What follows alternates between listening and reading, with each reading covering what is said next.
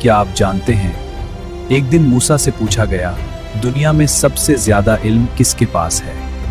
اور اسی سوال نے ایک عظیم سفر کی ابتدا کی ہے۔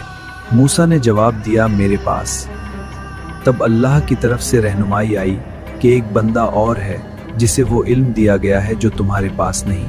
پھر موسیٰ نکل پڑے ایک طویل سفر پر اس بندے کی تلاش میں جہاں دو سمندر ملتے ہیں۔ نشان دی گئی ایک مچھلی کہ جہاں یہ زندہ ہو کر پانی میں چلی جائے وہی مقام ہوگا۔ اور پھر ایک عجیب معجزہ ہوا، مچھلی اچانک زندہ ہو گئی اور سمندر میں اپنا راستہ بناتے ہوئے چلی گئی۔ وہی مقام تھا جہاں ملاقات ہوئی اللہ کے ایک خاص بندے سے جسے ہم خضر کہتے ہیں۔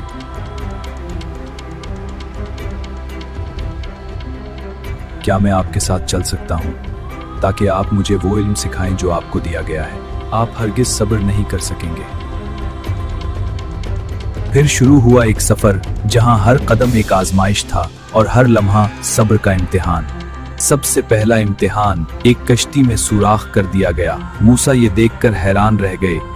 ایک ایسا واقعہ پیش آیا جس نے موسیٰ کو ہلا کر رکھ دیا، ایک لڑکے کی جان لے لی گئی اور وہ صبر نہ کر سکے۔ پھر وہ ایک ایسی بستی میں پہنچے جہاں لوگوں نے مہمان نوازی تک نہ کی، اور اسی بستی میں ایک گرتی ہوئی دیوار کو بغیر کسی صلح کے ٹھیک کر دیا گیا۔ جب صبر کی حد ختم ہوئی تو خضر نے فرمایا اب میں آپ کو ان تمام باتوں کی حقیقت بتاتا ہوں۔